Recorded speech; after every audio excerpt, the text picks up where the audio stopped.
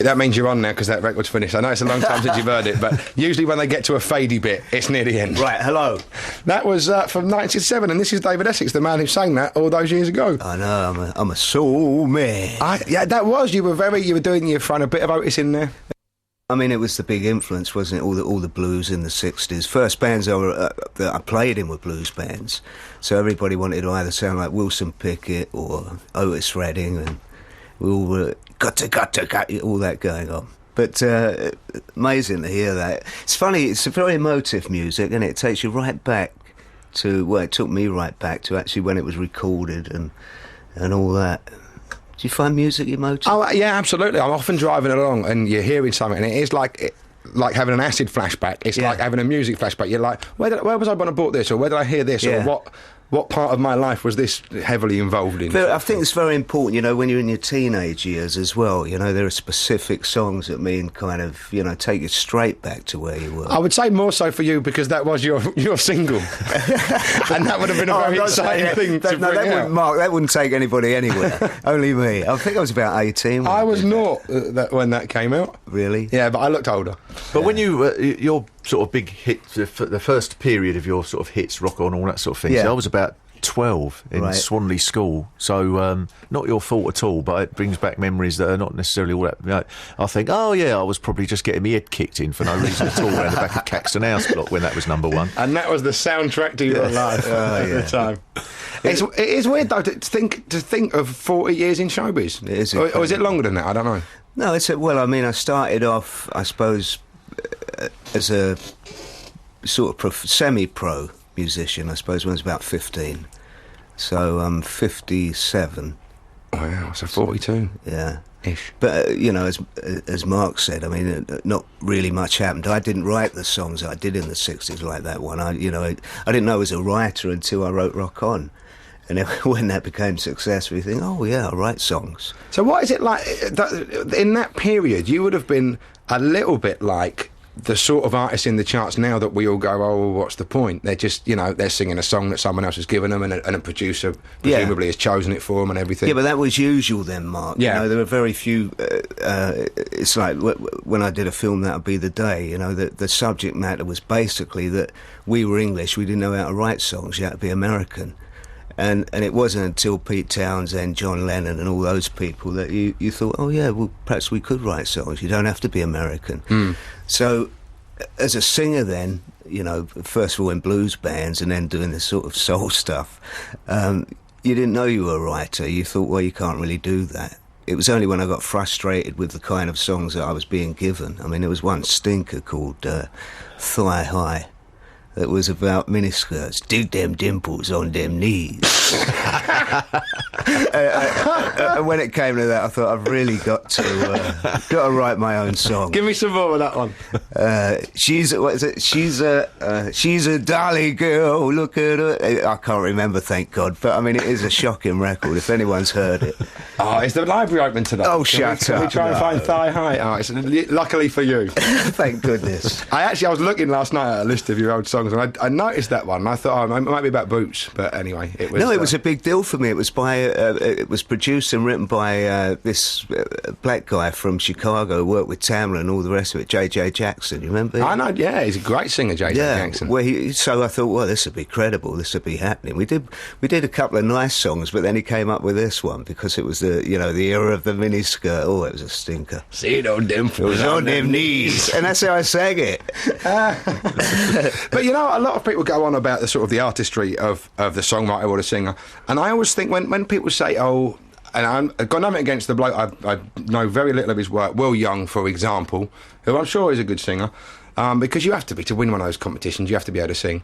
But the fact is that there's more to it than that. Most people can hold a tune. A lot of people have got a very pleasant voice, but they ain't Otis Redding, they're not Sam Cooke, they're not Kurt Cobain, for example, who couldn't really sing, but who would you rather listen to, you know? Yeah. And don't you think it's just sort of bare minimum? Yeah, you can hold a tune, well done. That doesn't make you... It's the lack of passion, isn't it? Light My Fire. It's I a song suppose all so, about yeah. passion, and he sings it as if he's just reading it. Yeah, I mean, I don't want to get into... No, I don't want to slag the geezer. I don't really know his work particularly. But it's always been important to me to write my own stuff generally, because you just know what you're talking about. You know, if it comes from you, then if you get it right, that's brilliant. If you get it wrong, then that's okay too. I was just going to put on "Turn Me Loose," but you didn't write that one, so that would be awful. No, don't do that. Let's put on one that he did write, and I know he's not saying it through it's very important to me. He's saying it because he gets extra money. Let me just how about Stardust? Okay. No, if you want. Well, I'm just happy to be here. I was just having a bit. Well, I'd like to hear something from the new album. Well, we'll get to that. We'll get to that. We go chronologically. When I started in '67. See, when I do it with Jonathan Ross, he talks so much about what I'm wearing and what a scruff I am. We never play any of my... Well, we play like half of my music that I'm kicked out. So I'm trying to be... Talk about it in a minute. Scruffy. Quite fetching, really. Well, I thought it was sort of all right. I know we're doing it. You know, the one I like, and it kind of caused a bit of a carry-on in America, was a song called Street Fight. And we had to take the police sirens off. Street Fight. Oh, I see it, yeah. Yes. Okay. What was that? What was this sort of... How poor is this? It's like college radio again. Let me go was and get my there glasses. some sort of problem with the establishment that maybe this would encourage people to go out and if people want to hear it and they haven't got the record, they might want to hear the police sirens. I feel they just expected loads of Americans to pull over, because they thought there was a police car up there. Oh, I see. What sort of year was Street Fight out? Street Fight would have been out about 1974. Right, so I'm going to picture Mark being beaten up to school to Street Fight. It's the perfect tune. Oh, yeah, I see now. We were talking about... Go on, tell them the story. Yeah, I was just saying, I remember, we were talking about music being emotive, taking you back, just hearing the sirens at the end. I remember being in Advision, which is actually round the corner to the BBC, back in about 1973. And we used to experiment a lot in the studio. I mean, I've played fire extinguishers on lamplight, and they're always with this big siren thing, like winding it up, Second World War siren effort that somebody procured. It was good fun. That's a great record. I've never heard that before. Great record, and it sounds sort of because I think a lot of people would think, David Essex, and just associate you mostly with the sort of pop of the early '70s. But that was sort of more, like halfway to the progressive rock, the best side of the progressive rock stuff of the early '70s. Yeah, I think things like Winter's Tale haven't helped. Yeah, do you know what I mean? I mean, they're all that all could have right. done with some sirens and fire extinguishers on it. Apart from Thigh High, are there big regrets when you sort of go, why did I do that one? But Winter's Tale was a big hit for you. It's a nice song. And it was after a while of not having big hits, wasn't it? Yeah, I mean, that was a song written by Mike Batt and Tim Rice, and no, it was a big hit, and it is a nice tune. And the main thing is, like, when I do like a rock tour or something, you see people really relating to that song. I mean, it's when I do a set list, Mark, I kind of thought, hold me close, oh no, not again. But then, of course, you do it, and you see the reaction. Hold on, I've just got to change the next track.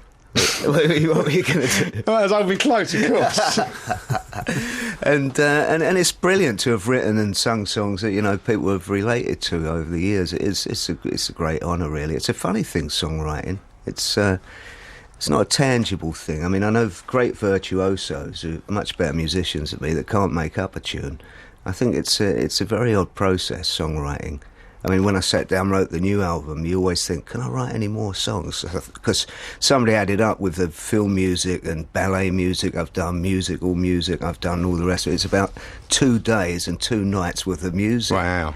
And you sit down and think, I wonder if there's any more tunes left. It's weird, but it's the opposite of what we do, because in stand-up, it's always sort of a work in progress. You never think, I've finished this. You always think, I can do this better. And eventually you get bored of the material and you move on to something else, but you're always sort of changing it and trying out new things. But with a song, you literally have to write it and then you go, right, that's it. I've done that. And it astonishes me, songwriting. I have no idea how anyone would start one or finish one, or more importantly, how you'd know that was it. Yeah, I can't give you any answers. I mean, I call one album I did "Touching the Ghost" because that's what it's like. It's like trying to touch a ghost. I thought you said "Touching the Goats" then, because that's what it's like. That is a better title. Well, so you do get, in a sense, it's like touching a goat. You do get sort of musician. Well, so Bob Dylan, he'll get so fed up with doing his songs that he'll do "Hard Rain's Gonna Fall" in such a way that nobody can recognise it until they read in the paper the next day that he did "Hard Rain's Gonna Fall." But he did it as a completely different version. But he did write it. It'll be the same lyrics, and he did write it and then recorded it, and then that was a done deal. That's what I'm saying, which is the big difference. There probably are songs you'd look back on and think you wish you did a different way or something. Yeah. But generally, I mean, you believe in it at the time and you stick with it. Shall I read out some of these? Yeah, you're right. They're all very complimentary, and but there's one. I think they're from fans. They are, yeah. But I mean, they're sort of Might be from please my tell mum. David he has a special place in my heart. That's from Lorraine Ward. that's and lovely. say hi to David and tell him how brilliant the new album is. That's from Janet, and then Shona McPherson says. Just how marvellous you are, really. And ask David what song would get him up to boogie every time, and will he come and have a boogie with me on my 24th You know what? birthday? That's a good general question for everyone, and I'm going to ask Peter Snow when he comes on. What's the song when you hear it, you can't resist moving to it? Yeah. Well, All right. Well, I'm a musician, we don't dance. But I don't dance either, but not as Mark. But there is we're one both here that renowned I really for not dancing. But there are tunes that make you jiggle in your seat. Move, yeah. There is one here that I really should ask you, though, David, which is from Teresa Balderson, and she says, followed you since the 1970s, and I love the new album, but I'm still waiting for it to arrive, and I ordered it on the 20th of July. Where is it? A bit of a malfunction. Well, you know, I love the idea that you're there, sort of like, oh packing God, them there's up, 9 yeah. more orders for my album. And David came in with a load of boxes and his tongue is hanging out from licking stamps. He's driving him nuts. It might be the post office, which I've got to say, just shoddy at the moment, aren't they? What time does your postman come? Mine, 3 o'clock mine comes. Yeah. Now we're really sounding old. No, the post office is shocking. It's shocking. I've been waiting for things for like 2 weeks after people have posted them. It's I know, ridiculous. and we could do with some rain for the But, garden. no, but what's her name there? I'm just saying, don't blame David. No, When it's- you can pass the buck to someone else who isn't here. Send an email. What was her name? Teresa Balderson. Well, I'm sure you can have a... All right. Oh, well, he doesn't want to be dealing with that now. He's got songs to finish off and stamps to lick. Yeah, I'm sorry, Teresa. It will be looked into. Is that good? Yeah. That's like the person who's been collared on Watchdog. Yes. Well, I put it to you, Mr. Essex, that you've ripped off thousands of fans. Someone will come bursting in here with a camera at the moment, and you've got to put your hand over the lens. Oh, right, yeah. And a bit Where is it? It was ordered on the 20th of July. Bit of a scuffle. Yeah. Yeah. You shouldn't charge young girls for this modelling agency that doesn't actually exist with your Cayman Islands postcode. Anyway, I don't know where I am now. Let's have a tune. I'm Mark Lamarr, that's Mark Steele, and over there's David Essex. I know you can't see, I don't know why I was pointing and telling you where people were sat and everything. It helped me know where I was. Which one am I? And we're sitting in for Jonathan this week and next week there. Go on, do that email. What, the one that says what we should and shouldn't talk about? Oh, right, go on then. All right, well, it's a bit of a philosophical dilemma because it says don't mention these things, and if I mention them, of course, I've broken the code. Yeah. But it says, It's a dare. It's a dare that someone's... but it says we should talk about the Great South by Southwest Music Festival. Oh, by the way, it's from Simon Joint. And the New Faces box set. I'm not really an expert on either of them subjects, and points to stay clear of, and then mentions a load of things that we have actually mentioned already. Already today? Well, over the last couple of weeks, air horns, rubber bands, and a couple of other things. Oh, well, that's lazy. To just come up with things that we've mentioned and said don't talk about them. If it was coming up with things that we hadn't thought of but would have been bad areas for broadcasters to go in, I can accept that. All right, well, that's a reasonable critique of that email. Then there's Yes, one... I'm reviewing the emails now. 3 stars, must try harder.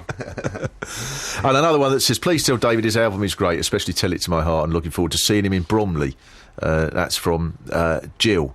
See, I didn't mind that one.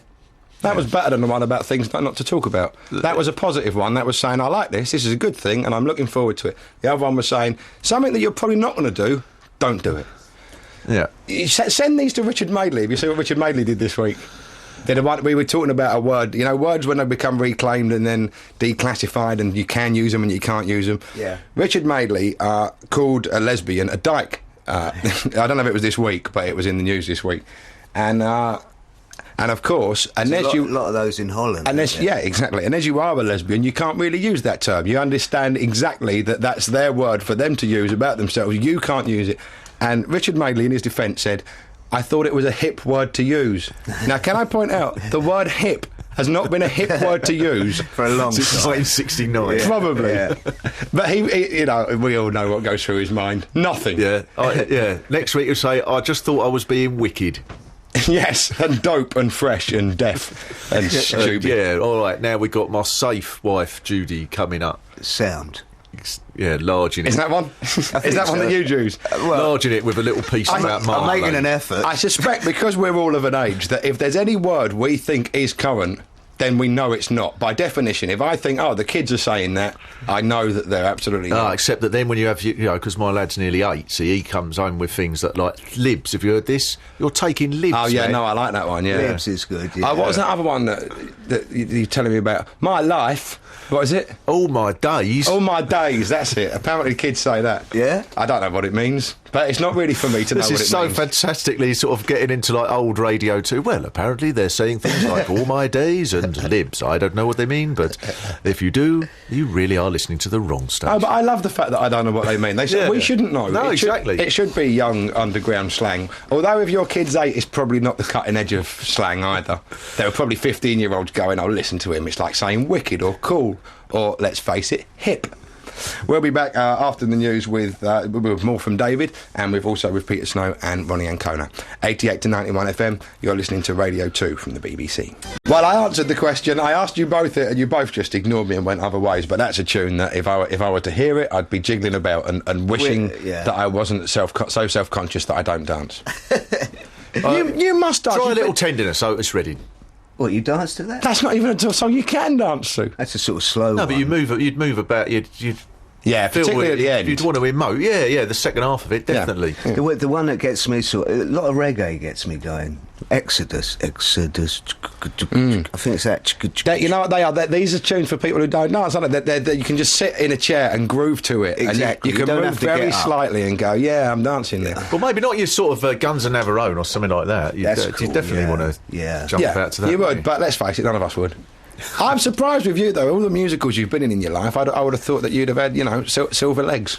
Is that a phrase? No, it's a terrifying prospect, the actual thing of, learning a dance routine. I mean, thank goodness in this Boogie Nights 2, in brackets, Electric Dreams that I'm doing, I stand still a lot, because I'm a celestial guide. I mean, right. I'm a guardian angel. I've actually got wings, which I get rid of quite early because they're about 5 foot high, great big wings that I wear on my back. But dancing is I have moved in musicals. But can you dance? I mean, I suspect any of us, you probably could. Dance. There are some people who can't.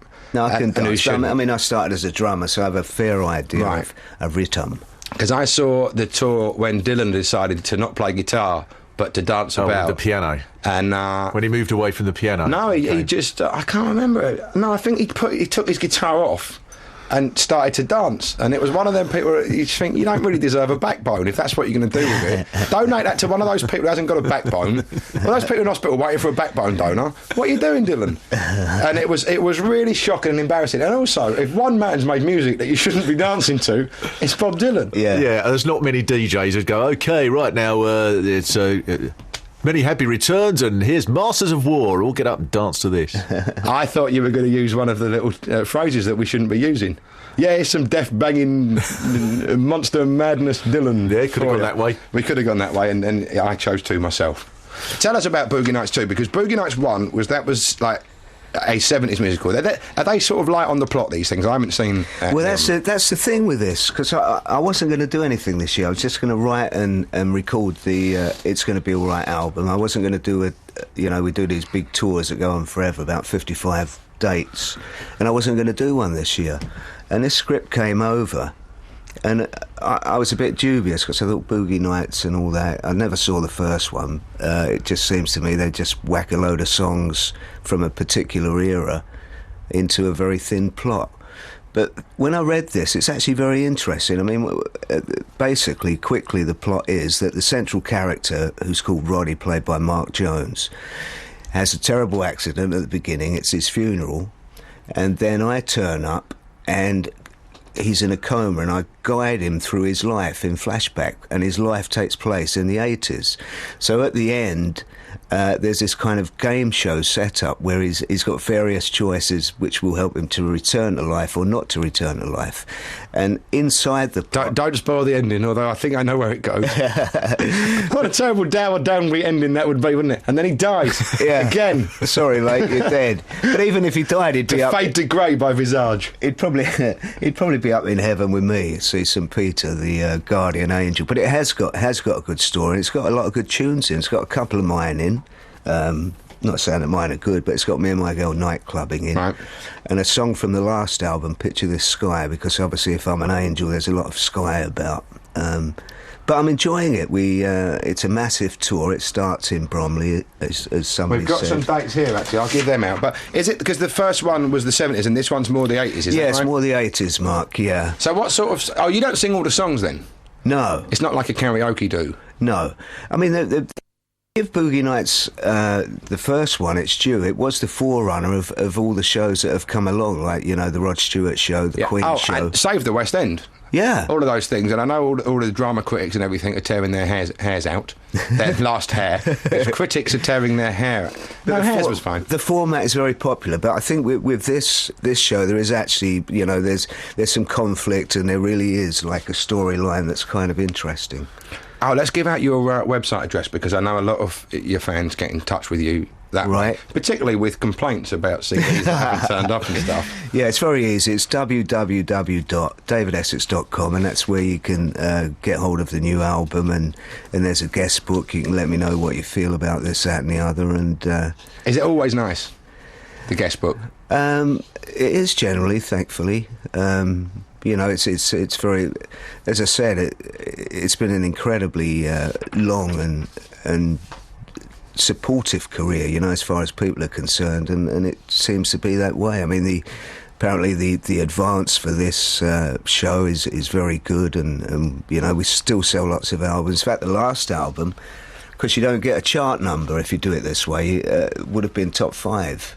You know, so, I mean, you can't ask for anything more. But that must still matter. I mean, it must be... There is an iniquity of that, isn't there? That you're selling as many albums, in fact, more than some that would be household names and would be on the front of, you know, the music press or whatever every week. Yeah. And then, but suddenly, because of the way you sell them... It doesn't matter too much to me, because I suppose I've had, you know, a lot of hits in the past, and a lot of chart numbers. I suppose the most frustrating thing for me and people that relate to me is that you very seldom hear anything new of mine on the radio. And that's a bit, I suppose that's to do with a lack of energy from people that are around me, you know, pluggers, and I haven't got any pluggers. Exactly. I mean, this morning I've come in with my album in my pocket. Yeah, I've got to say, you know, the way it works is that generally you come in and there's a big pile of records for you to listen to, and they're nearly all terrible. Yeah. And it's very hard to have just the gumption to go out and search for other music when you're doing stuff on the radio. Yeah, of course. I mean, you do, obviously. But the good thing about you, every time I hear you on the radio, is that you play good stuff. Well, that's like having a voice, isn't it? That's bare minimum. Thank you very much, and I appreciate it as the compliment I'm sure it was intended as. But to me, when people have said that to me, and I'm just like, thank you. That's what you'd want to do. The Boogie Nights 2 is playing, I won't give all the names of the theatres and stuff, but it's in Bromley from the 26th of August to the 4th of September. Then it goes to Northampton, Oxford, Manchester, Stoke, Southend, Wolverhampton, Norwich, Liverpool, Eastbourne, Darlington and Hull. And at least one of those towns will be in driving distance of where you live. Oh, that's a long one, isn't it? Well, it goes on past there. It goes on actually to next June. No. Yeah. Because I was just counting the months from... I actually, on my finger, you didn't see, but from September to December, and I was like, one, two, three. But I think I'm going to enjoy it. I like the touring aspect, and it's a luxury in a way, because you're in Oxford, for instance, for a week, so you can unpack, as opposed to the one-night stands. So that's kind of good. That's a man of a certain age saying how the one-night stands are over for me. No, they're not. I just want to settle... hold on. Okay. All right, no, I didn't know where you were going there. I don't know what your home life's like, so I'm not going to go into that. What track do you fancy from the new album? Should we play the first one? All right, then. It's called Rock Me Baby. It's just, they're all written by you? Yeah. Because there's a famous old, B.B. King song or something called Rock Me Baby. Is there? Yeah. But actually, with that title, there's probably hundreds of... Yeah, there probably is. Yeah. But they're not as good as this one. Well, they might be, but they're not as new. This is from David's new album. It's going to be all right, David. It's been a great pleasure having you here, and you enjoy the tour there. Thanks a lot, What's Mark. the website again? Let's do that quickly. Yeah, www.davidessex.com. See, I'm so computer illiterate, I had forgotten that, because to so me, easy though, isn't it? The W's and the dots, I'm already going, this information overload, I can't handle it. Did you sign this for me? Yeah, pleasure. Yeah, you could have done that off air. This is Rock Me Baby. Well, it's nice, it's going to be all right. That is a lovely record. David's still here. But that's, I think that's brilliant. That adds to the brilliant shambolicness of it to go, well, David Essex, you can't say shambolicness, but some people might have tuned in just halfway through that word. This is a new band from, I don't know how new they are actually, but this is a new album. They're from Cuba, and they're over playing in the UK this week, and they're called Ska Cubana. So I think you know what you're going to get from it. They're a ska band, but with lots of Cuban influence, and it's a very good album too. This is called Revolutionary Ska. Hi. No, that's the wrong thing. That's not. That's just. That's called Robert Elms doing a trail there for something we just heard. Shambolic-ness, that was the words we were. Yeah. There's plenty more. That goes on for about another half an hour. I think we was hoping on this side of the start. table for a bit more Cubanness from that.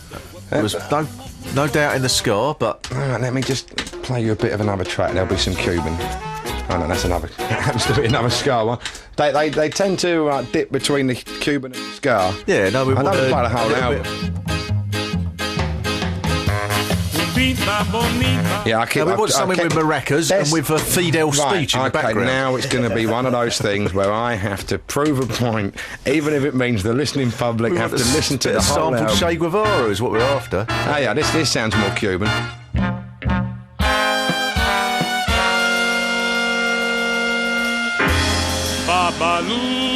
You can't get more Cuban than that. They're doing a tribute to Desi Arnaz.